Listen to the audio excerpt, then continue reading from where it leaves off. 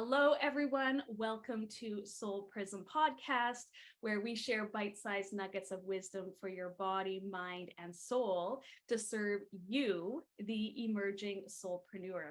My name is Tammy Mack, and I'm really excited to be here today with Sandra Lee. Sandra Lee is a life opportunity catalyst. She asks that you shine the light of conscious intention from your gifts and magically attract your perfect opportunities. Come play with human design, biofield tuning, and the inner gem shine card deck to illuminate your divine path. Welcome, Sandra. Oh, thank you so much for having me, Tammy.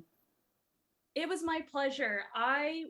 Before we started this podcast, I was, gifted this beautiful session with Sandra Lee through her newest modality and with her biofield tuning. And there was such resonance. It was so beautiful to watch her shine in her magic and to be able to fully receive and feel that biofield tuning within my own body and energy. We really dived into a lot of different things, and it was truly magical. It really felt like some things shifted. We shifted some inner child work where Mama Tammy is ready to take on the being the mother of my inner child and really allowing my inner child to be safe and nurtured and for her to fully be a child. And I'm ready to fully embrace being a mother to my inner child, but also who I am as a grown-up, as I'm growing into my motherhood and, feeling the crone wisdom as well, feeling the grandmother energy as well through that. And so it was really, really fun. So Sandra, tell us, what are we going to be experiencing with you today? Thank you, Tammy. I want to start off with a gemstone layout and have that be the context within which everything else we do is. And then we're going to talk a little bit about biofield tuning. I'm sure we're going to talk about human design. And I also want to talk about, the experience that you were just sharing about working with your inner child and what I call the foundational separation wound that I think affects everyone as we go throughout our lives. Yes, we all have an inner child. That is an archetype within all of us, which I feel, and through a lot of the spiritual teachers that I've worked with, is, centered a lot in our root chakra and our root center. It's a tribal energy that really, when we allow, calls in a lot of our tribal influences, through our conditioning, but as we grow up, who it is that we can connect with that are part of our soul family that's not always tied to our bloodlines. And so really nurturing that side of us so that she can feel safe and secure to allow in more opportunities and synchronicities and circumstances to respond to in our life through our human design. Yes. Okay, so I am going to start placing some stones above and below the heart chakra. This is a heart chakra layout for loving bonds, since we were kind of talking about relationships and childhood connections and connections with people. So I'm going to start by placing a black onyx stone above the heart chakra. And can you already feel that? I can already feel it. And then malachite energy and azurite energy just above the heart.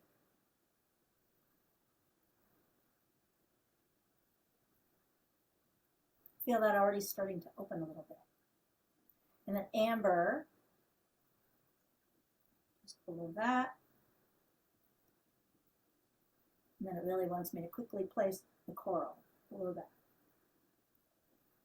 So that's going to run for us, for everyone who watches this. Anytime someone watches the recording, they're going to receive a little bit of a heart chakra freeing and healing associated with the ability to feel loving connections and relating with people. That's so beautiful. And as Sandra said, it doesn't matter when you watch this recording, because when we're working with the quantum, the Akashic field, when we're working with energy, all time is now. So all the healing work that Sandra is lovingly sharing with us is going to connect with us whenever you are ready, whenever you felt the call, the pull to watch this podcast today. So that is such a beautiful gift, Sandra. Seriously, amazing. I love it. So one of the things that Sandra works with is a card deck that she created. And I would love to hear, as a creatrix, as a manifester, someone who births things, manifests into the world, tell us the story a little bit about the inner gem deck and the modality that you're working with. I was in a collaborative book project called The Energy Medicine Solution. And when I was writing my chapter, I wound up working with this whole experience that I had throughout my life of wanting connection with people more than anything else and feeling like it was really missing. And I came with this distinction, created this distinction that I call shine. And this happens in human design readings all the time. I tell someone something like about the center of who they are, and then they feel seen. And then they shine. They have that glow. And so I created this concept that I call shine, about that experience of being seen, really feeling that connection. And shortly after finishing my chapters, when I came up with the idea to create the card deck, and that's what became the Inner Gem Shine card deck. And that was before you took that modality that you're sharing with us today. So I love synchronicities. I love the way that when you can take, I'm a 6 line, so seeing the bird's eye view, and in the moment, you're not always aware of what step, what creation is going to, move you into next. And so tell us about the healing modality that you spent all weekend or all week connecting with. Universal White Time Gemstone Healing. And this is healing work that is the information comes from extraterrestrials. It's coming from beneficial beings who are not on Earth, that are providing some guidance, some information about where we, humanity on Earth, are evolving to. And it's been extraordinary learning and experiencing this Universal White Time Gemstone Healing.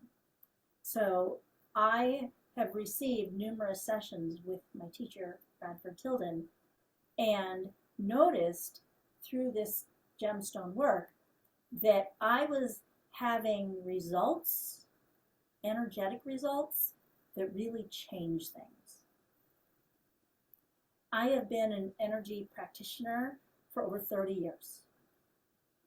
And a lot of times felt like not really having an impact, not having real results. To feel like with my first session with Bradford, that the energy in my head was permanently changed. The energy in my hands was permanently changed. Real results. And so that's why I brought him here to teach class, because I was like, hey, this is awesome stuff. And it really changes things. That is so beautiful. The one thing that I noticed that when Sandra started her session today, in fact, my head felt like it was opening up so wide. And I've been, by a few different people that I've worked with, been asked to really open up to my galactic family and galactic, community. And when I started, in the human design realm, I thought, who is going to listen to me talking about human design? It's so woo. It's sci-fi. It's channeled. And then when I got the messages, like, oh, you just wait. In a few years, you're going to be channeling, galactic energy and information. My inner child instantly was like, whoa, whoa. And I want to actually talk a little bit about galactic energy and information, because I really feel like this is something that we're opening ourselves up to. And when we think, and I'm learning in my Qigong, the Taoist cosmetology, for instance, and how our bodies are energy systems that are designed to open up to the galactic. We're designed, even though we're generally only aware of Earth and some of us the moon, many of us are able to open up even further and to transmit into galactic realms. And so I have been channeling, and I've never said this before, but I've been channeling a collective that call themselves the We. Whenever I ask, well, what's your name? Who are you? They're like, it doesn't matter. Like, that you don't have to personify us. We're so used to personifying anything that we don't know so that we can understand it.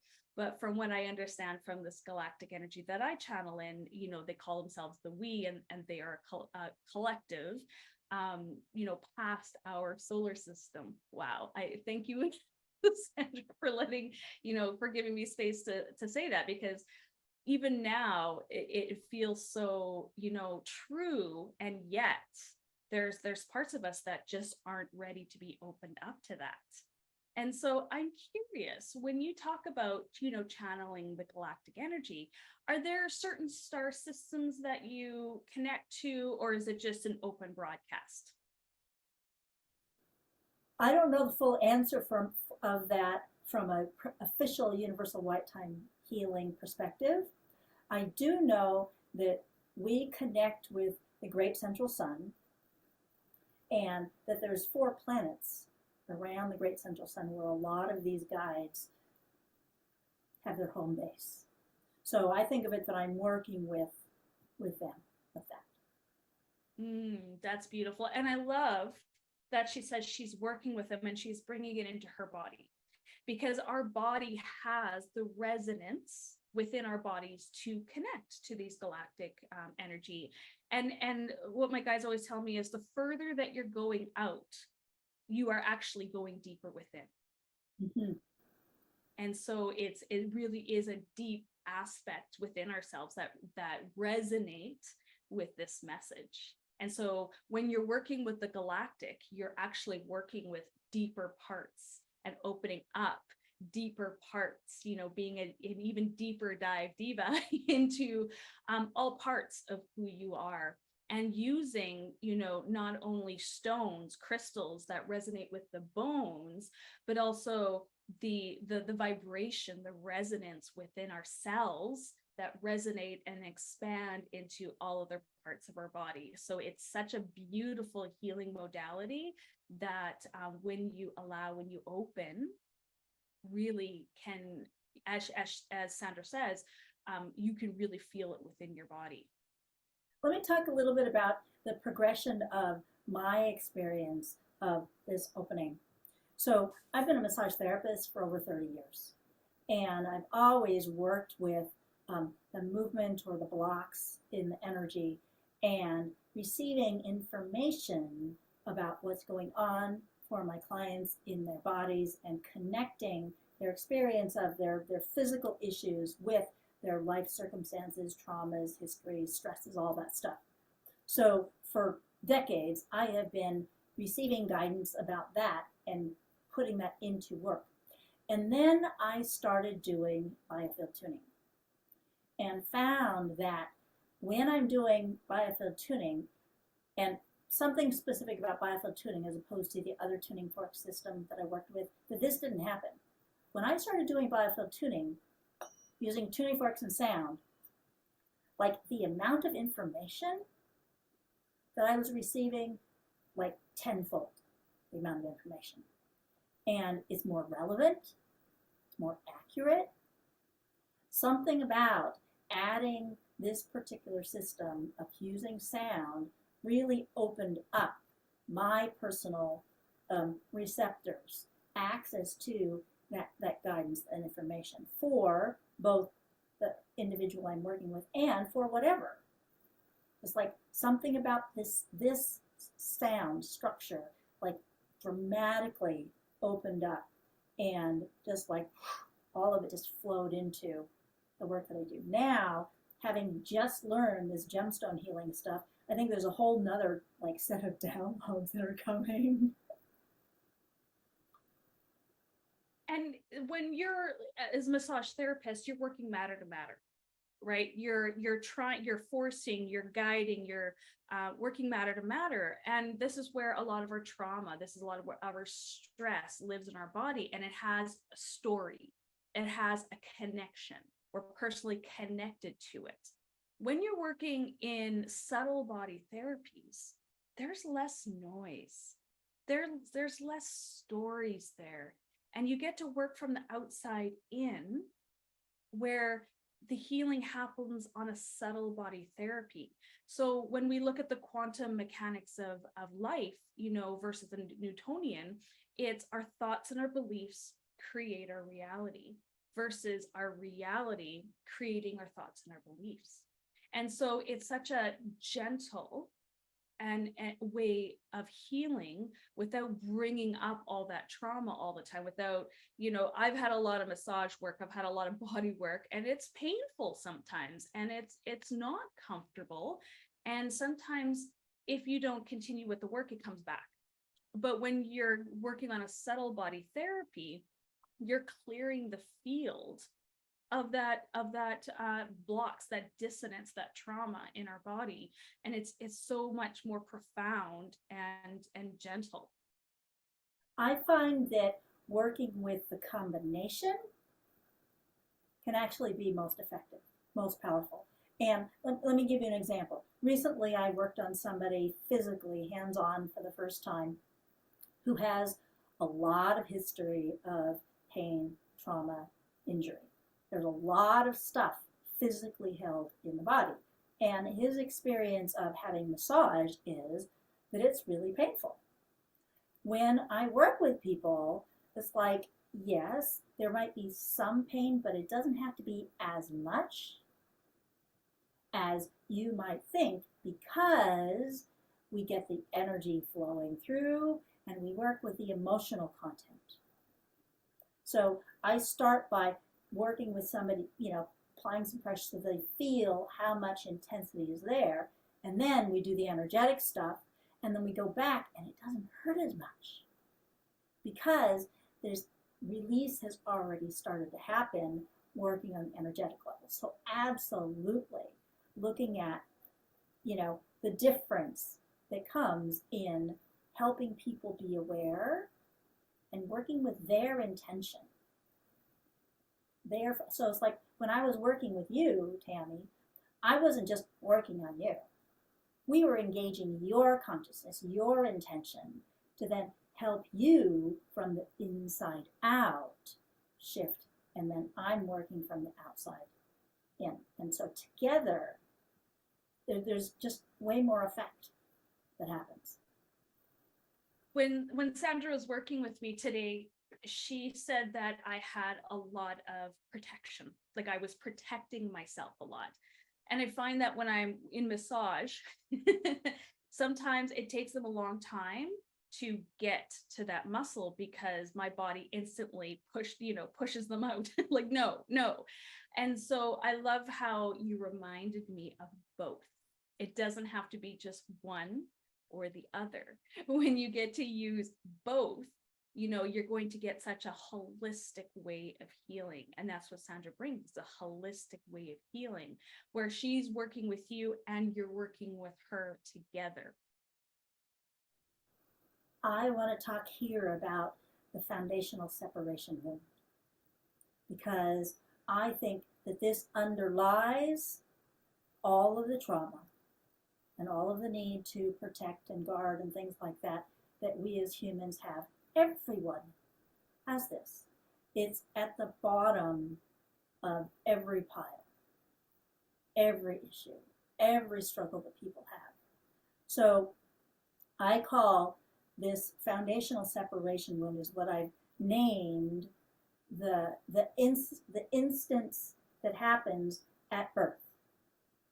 You go from being warm and cozy and held inside your mother's womb to suddenly you are ripped out, separated, cold, loud, noisy, bright, and loss of that foundational connection. And that instance of separation and loss is hugely traumatic. And every human being experiences it, no matter what the circumstances of birth were. They might have been ideal and perfect. You know, the mother is nurturing and warm and present, but still, there is a huge loss that happens at that time.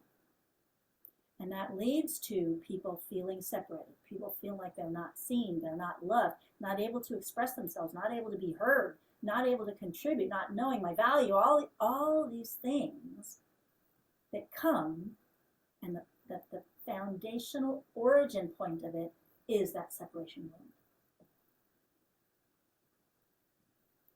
So huge. Speaking of that separation wound, I share a lot about the inner child, you know, and that separation of, you know, of the child. But we also see this as a limiting belief or an upper limit of leaving the tribe. So there's two different ways that we can see this, right? There's a sense of I want to call in the right people and circumstances and collaboration and working with the right people that feels good. But there's also this sense of I'm with these people now, these, you know, my family, my friends, my old clients, and I'm scared to leave because I'm scared of the unknown. I'm scared of being alone. I'm scared of finding my new people, my new, you know, as we, you know, I don't like to say the word level up, but as we grow and expand, so does our soul family. And so there can also be this sense of fear of leaving the tribe. And when I was talking to Sandra earlier, I was curious because I felt Gate 54 speaking through her, through this tribal influence. And so I asked her, well, where is 54 in your human design system? Now we all have Gate 54 in a human design system, whether it's red, whether it's black, whether it's white, but Sandra has it in her south node, which is her breathing in experience, right? It's what she brought in to this incarnation, and it's also in her conscious Venus. So this is what she values, what she holds as something of, you know, of importance to her. It's part of her value system of collaboration, of feeling connected to a tribe, of feeling connected to a soul family, of feeling not alone, but feeling as though she has, you know, a system or collaboration or a soul family that she can communicate with. And so I would love to hear your experience of, you know, Gate 54, and if you tied this together as much as I did. Since I was in high school, I have been aware of wanting connection more than anything and feeling disconnected. This has been a drive for my whole life, wanting to feel connected. And, you know, of course, when I'm wanting to feel connected, I am aware of the lack of. And yes, absolutely, this has been a huge focus driver, point of focus for me in my life. So yes, absolutely, I value it. And it's been, you know, a central drive in my life. That's so beautiful. And if you've noticed, she used language of the Gate 54, such as drive, right? Because some of the languaging that we get to use is drive, is ambition. It's a Capricorn energy. There is a groundedness of working together to build something better, right? And so there is this drive, there is this ambition. And sometimes in the spiritual community, we look down on drive and ambition because of, oh, she's all about money, or oh, she's all about fame and fortune, which is some of the things that Capricorn, really is this hierarchy, right? But there's another level of Gate 54 that I've been really understanding is the spiritual ascension, and this sense of really connecting to the right people, the right places, the right circumstances, so that you can spiritually ascend, you can work together. We all we all do better when we all do better. And so to me, when I connect to this, especially with soulpreneurs, it's really who is in resonance with me, who am I in resonance, and how can we work together to build a foundation that is going to serve many, right? Who's going to serve the new earth, as many people call it, or the new evolution, or the new way of creating, right? So in Capricorn, I'm always, it's business for me, but everybody's going to experience it in a different way. Yeah, this is one of the ways in which human design is just so valuable. It provides people that understanding of who is it I am designed to be, and how is it I am designed to contribute. And when I step into that consciously, that then really turns on the gifts, the activation and the flow through the gifts. It's just such an amazing thing. I'm going to ask, when you first downloaded your human design chart and you found out that you were a manifester, what was the first, what came up for you when you saw your charts? Like, I'm curious, I'm always curious what people, when they first see their chart, they first connect to it. What came up? What realization, what ahas came up for you? The big first thing I learned was about anger. The anger of the manifester. I get angry all the time, big things, little things, and I used to beat myself up so much for anger. Why do I do this? Why can't I get over it? Everybody else seems to be. And when I learned that anger is normal and that I'm supposed to be angry and that there's actually a positive reason for having anger, it changed my whole life, changed everything. And it took this big thing that I used to judge about myself, and it enabled me to be peaceful about it. Let's talk about anger, because the way that I teach and understand anger, especially with manifestors, is an energetic displacement. Because Sandra is a manifester. So she has this aura built around her. And the way that I explain it is she is a woman that is always carrying a house of cards. And energetically, it takes a lot of energy to hold this house of cards. And so when somebody comes in and interrupts her energetic process, the house of cards fall. And what comes out is that it is a big burst of energy that is anger.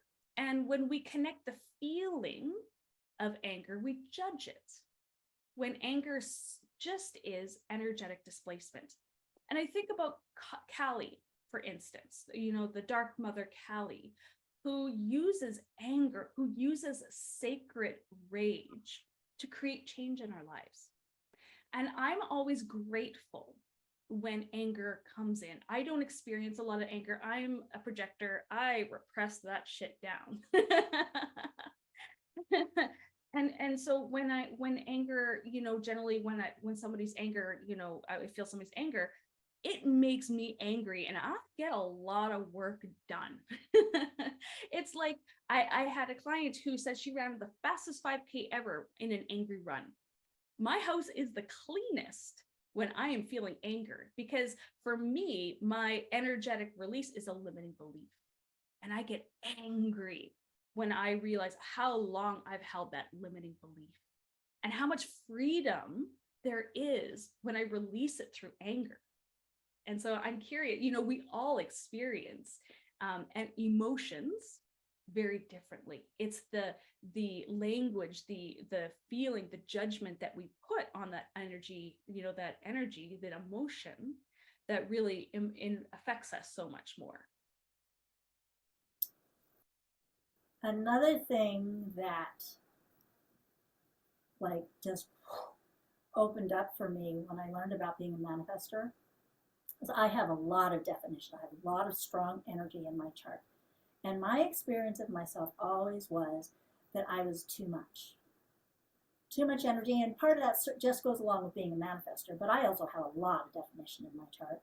And so having this experience that I am too much for people, that I blow people over, and then the anger piece just comes in and just intensifies all of that. Understanding from seeing my chart is like, oh, that makes sense of all of that too. And so this whole,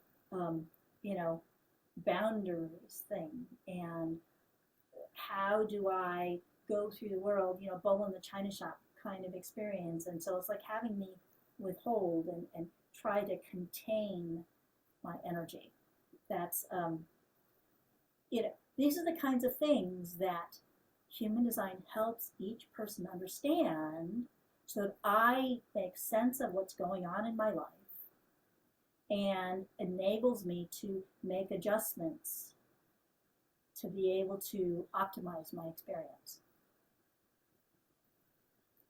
I love that you brought energetic alignment into our conversation, because that's truly what I love to do is, and you love to do as well, but we do it in very different ways, is bring our clients back into energetic alignment. So, my message is always work smarter, not harder, right? Like, how can I be more efficient and effective in the easiest way? We were talking about in my session, being versus doing. When you're moving from a place of being, it is so much easier because it's who you are. It's an integrity with who you are. When you're doing outside, right? Like you're doing outside of yourself, and that takes more energy. And so how can you be more of who you are in the easiest and most effective way? So another interesting that you brought up was you are a 7-center defined manifester. I am, and you felt like you're too much all of your life, where I am a 2-centered projector. And I have felt like I am too much all of my life. And so this feeling of enoughness really shows up in our chart in so many different ways, whether you are broadcasting your too muchness or whether you're taking in and you're amplifying other people's too muchness, right? It really is so unique. And that's why your human design is so unique to you, to your experiences, to your conditioning, to your life path, to your incarnation. And sometimes it takes, taking a step out and allowing somebody in to help show you, help guide, help allow you to remember who you are and why you are here at this time. Oh my goodness, yes. What she just said. It's a good thing it's recorded, because I don't remember what I said. I'm going to have to look at it too, because it sounded pretty good. And looking again at the foundational separation wound and the traumas that happen early in life, and looking at how those reflect the gifts and the experiences that we come here to experience as expressed through the human design chart. It is crazy how accurate people's charts are And it explains all of these things that I made up about what happened, all the interpretations, all of the stuff that I build around those early experiences in particular. They're the foundation upon which I built all the rest of my life. Both the things that I think positively about myself and the things that I think that aren't so good about myself. It's all built on that foundation. And so helping people to be able to find some freedom from the limiting beliefs, the limiting behaviors, the limiting patterns, any of those that may have manifested physically as physical issues, because that's really just layers and layers and layers and layers of repeated not so good thought patterns and habits and things like that. That's physical manifestation. So, but just helping people to understand about that foundational trauma that happened so that they can find freedom from it as adults. Sandra's signature is peace. And peace is stilling of the wave.